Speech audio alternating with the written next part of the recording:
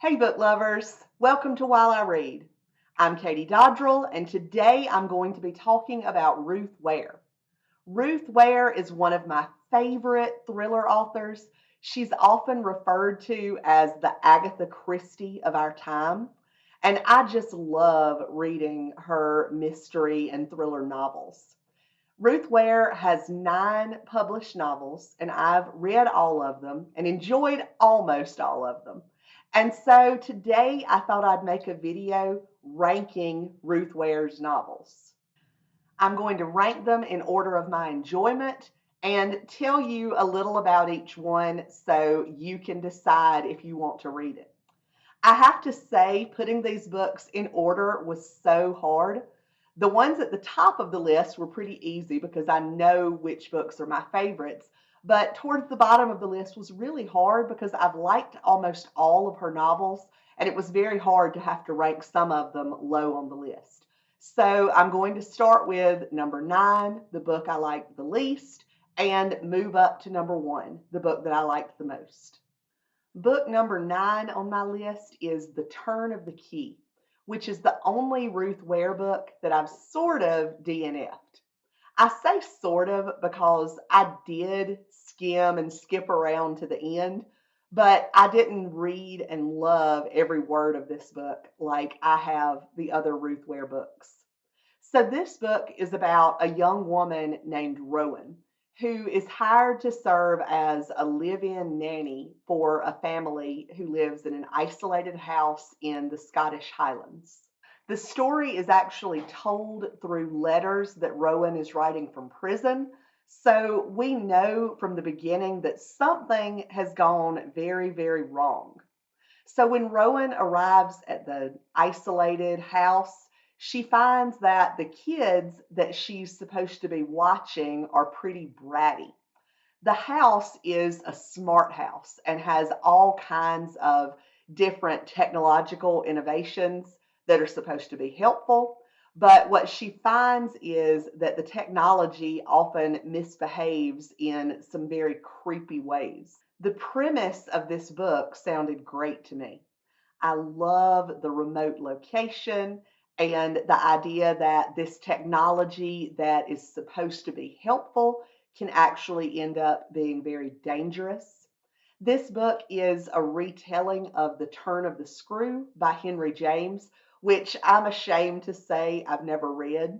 So I thought that I would really like this book, but like I said, I ended up sort of DNFing it. And it's really hard to say exactly why I didn't like it.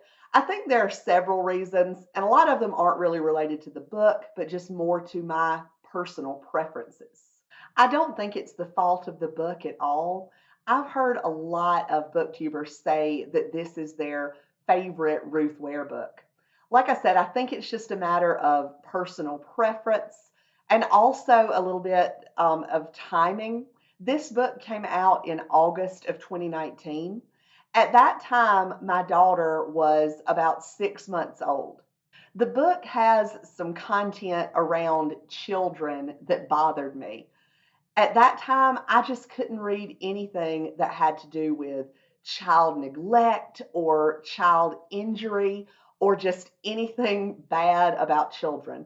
I had a 6-month-old daughter. My hormones were going crazy, and I just couldn't read anything that made me imagine my daughter in a bad situation.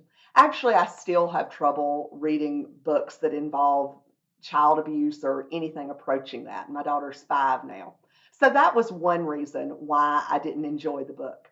Also, while I was reading that book, I remember that I got sick and I really wanted to read a comforting book. And this book was not comforting to me at all. So I just stopped reading it. I did want to know what happened, so I went back and just sort of skimmed through to the end so I could find out what happened. So that's my one Ruth Ware book that I didn't like. And that doesn't mean that you won't like it. I know a lot of people really like this book. That was just my personal preference and bad timing. Book number 8 is The Death of Mrs Westaway. This is a really good book, so don't be fooled by the fact that it's low on my list. It's about a young woman named Hal who gets a letter that she has inherited a large amount of money from her grandmother. There's only one problem. Hal's grandmother died 20 years ago. So she knows that this letter is some kind of mistake. She knows that this is not really her grandmother. She didn't really inherit all of this money. Hal is pretty much on her own in the world. She doesn't have much money. She actually owes money to a loan shark, and she's being threatened by this person. So she really needs the money in this inheritance. She has a booth on a pier in a beach town where she reads tarot cards for people. She doesn't actually believe in the tarot cards, but she's very good at sort of reading people and figuring out what they want to hear. So she doesn't have a lot of money. She's pretty desperate. She ends up making the decision that she is going to try to get this inheritance because she just so desperately needs it.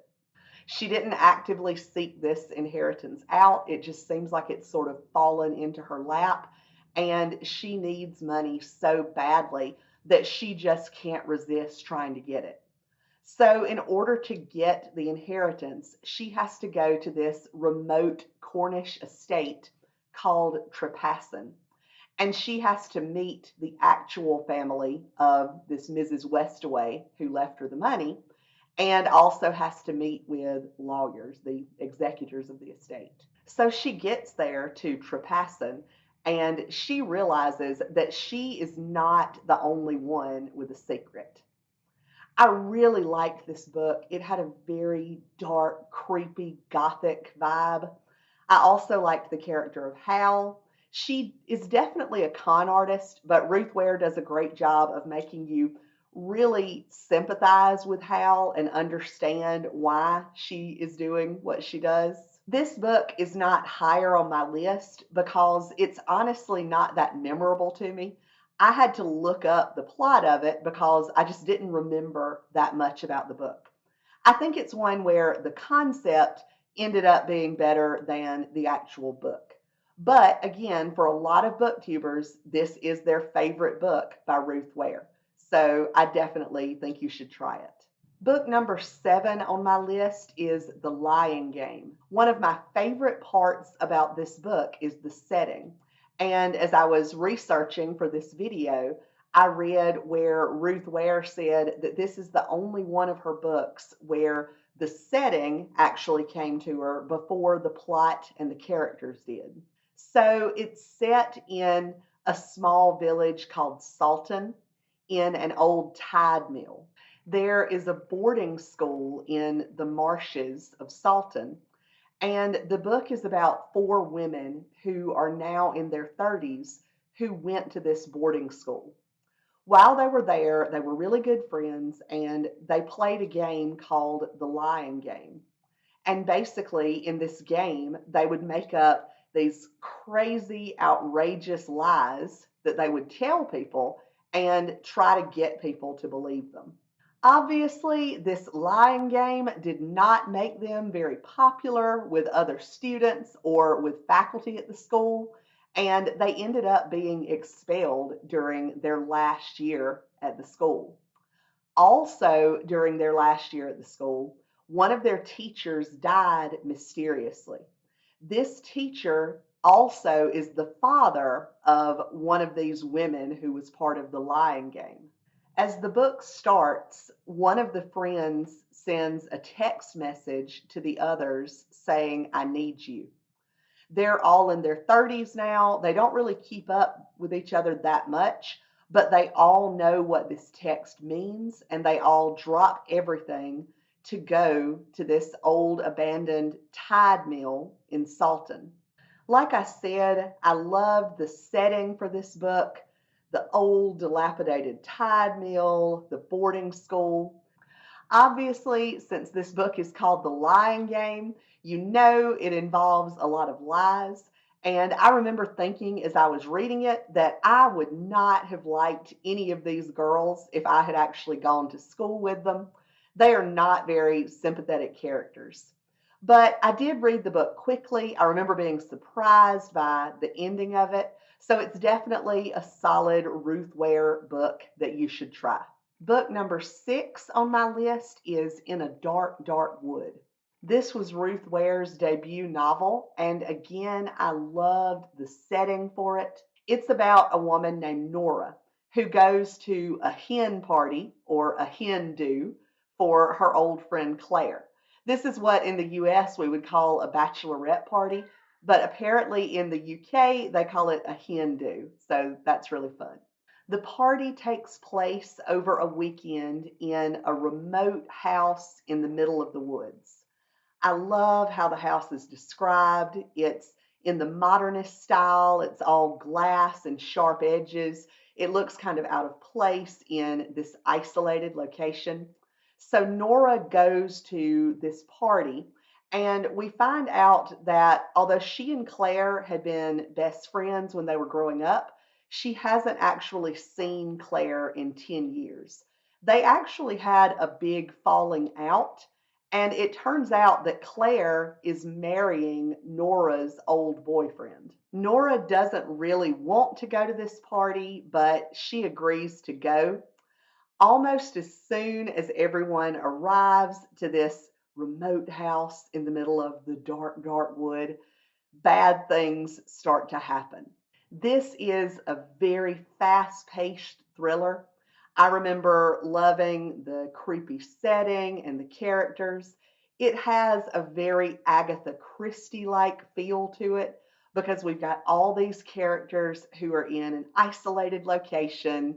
A murder happens. We have to figure out which one of these characters is responsible for it. It's a really fun, fast paced thriller. Book number 5 on my list is The It Girl. Our main character in this book is Hannah. 10 years ago, when she was at school at Oxford, she had a best friend named April who was the quintessential it girl. She was smart, she was beautiful, she was rich, and even though she could be kind of mean, she sort of had a magnetic quality to her that made everybody want to hang out with her. So April and Hannah were part of this group of friends that was always together during that first year at Oxford. But by the end of that first year, April was dead. She was murdered. Hannah gave evidence that led to the conviction of a college porter named John Neville in April's murder. So 10 years later, Hannah is married to one of that group of friends from Oxford. She's expecting her first child, and she's just tried to put that awful event, April's murder, behind her. But then she's approached by a journalist who has evidence that John Neville was not actually April's murderer. So Hannah starts trying to figure out what actually happened. She ends up going back to Oxford. She starts investigating, and she finds out that that group of friends that she and April were so close to have a lot of secrets. And that includes Hannah's husband, the father of her child. The book goes back and forth between present day and 10 years ago. I really enjoyed the campus mystery aspect of it. I just found it a really good, fun thriller. Book number 4 on my list is Ruth Ware's most recent book, One Perfect Couple. I've talked about this book a lot lately. It's actually on my list of my top 5 favorite books so far in 2024. It's just a really good book. It's about a scientist named Lila who ends up going on a reality show for couples with her boyfriend Nico. The show is filmed on this beautiful island in the Indian Ocean. It's just a beautiful place. But when Lila gets there, she finds that the competition among the couples is pretty cutthroat. Then there is a bad storm that strands everyone on the island. All of the contestants are stranded there.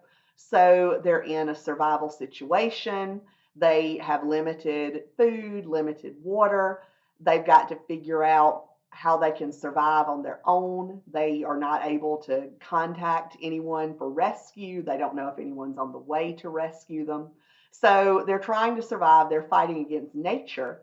But then there are also some bad people, really mainly one bad villain, who is trying to take advantage of this situation on the island to gain power and control. This book was a really good character study of Lila, showing us how she's a person of integrity. And it was also a good portrayal of this villain, somebody who has this very complicated backstory, and just showing how people can just be bad and take advantage of a bad situation. When I first reviewed this book, I compared Ruth Ware to Jane Austen, and I stand by that comparison. Even though, of course, Ruth Ware and Jane Austen write very different types of books, they are both very good at showing us people's characters and their underlying motivations. One Perfect Couple was fast paced with great descriptions of the island and a great plot. Book number 3 on my list is One by One. I remember when this book came out in September 2020, right at the height of the COVID pandemic. It was such a fun escape for me to read about something so totally different from what was going on in real life at that time. It's about a group of people who get snowed in at a luxury mountain ski chalet. They are actually there on a work retreat. They work for a tech company that I remember seemed really realistic to me when I was reading it. It's called Snoop, and it's a social media site where basically people can listen, well, they can see what music celebrities or others that they are following are listening to. And if they want to, they can even listen to the same song at the same time as somebody they're following is listening to it. I know it might not sound quite as interesting when I'm describing it, but when I was reading it, it sounded very realistic, like a site that people would actually use. It has that nice stalkerish quality to it that most social media has. So, people who work for this social media app are on a retreat at this beautiful rustic mountain lodge. And while they're there, they're supposed to be making a very important decision about their company. So we have a lot of characters, I think like 12 different point of view characters. And if I had to give criticism of this book, it would be that there were too many characters and it was hard to keep them all straight in my mind. While they're there, members of their group start being murdered, and there is a huge avalanche that cuts them off from getting any help from the outside world. So we have this beautiful and luxurious setting. We have isolation from the world, and we have a murderer in the midst. All things that I love in a thriller. This book had me on the edge of my seat the whole time. I remember loving the descriptions of the ski lodge and also just the sense of menace that was lurking the whole time that I was reading this book. Book number 2 on my list is The Woman in Cabin 10. This was the first Ruth Ware book that I read. I remember reading it so fast, I just devoured this book. And I kept telling people how good it was after I read it. It's about a journalist named Lo who goes on a luxury cruise. This is not your typical carnival cruise. This is a boutique cruise that is on a brand new ship, and it is designed for very, very rich people. Lo is not rich. She's a journalist who gets to go on the cruise because she's writing about it. Lo has recently been through a traumatic experience where someone broke into her apartment, and she's been struggling to feel safe again. So she's hoping that this cruise will give her a chance to kind of relax a little bit. But while she's on the cruise, she sees someone in the cabin next door to hers being thrown overboard. But then when she starts trying to tell people about it, trying to get help, it turns out that there was actually no one staying in that cabin next to hers. All of the passengers are accounted for, nobody's missing. And so people are not believing what Lo is saying. Some of the people on the cruise know about the break in and know that Lo's been kind of going through a hard time. And so they're kind of saying, well, maybe you're just imagining things because you're so stressed. So Lo starts investigating and trying to prove that she really saw someone being thrown overboard, trying to figure out what happened. And so the book is about her investigations and what she goes through to try to figure things out. Like I said, this was my first Ruth Ware book. It made me want to read all of her books, and ever since then, Ruth Ware has been an auto buy for me. And finally, my number one book by Ruth Ware is 0 Days.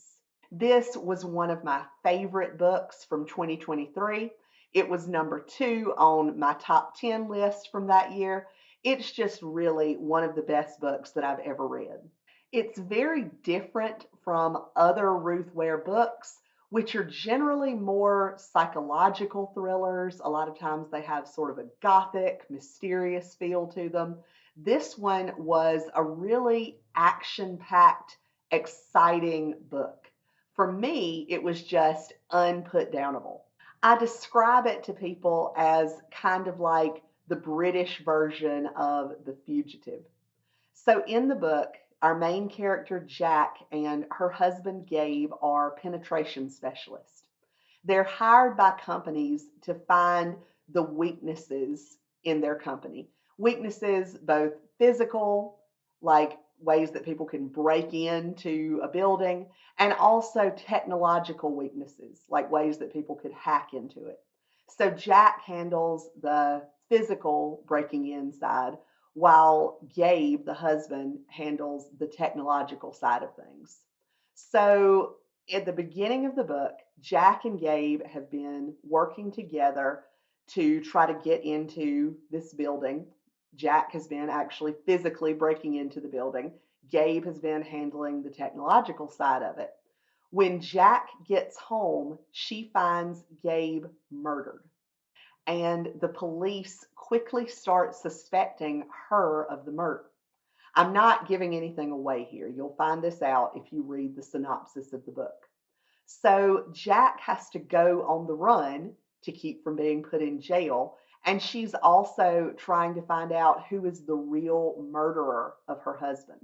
Ruth Ware does a great job of making you really like both Jack and Gabe.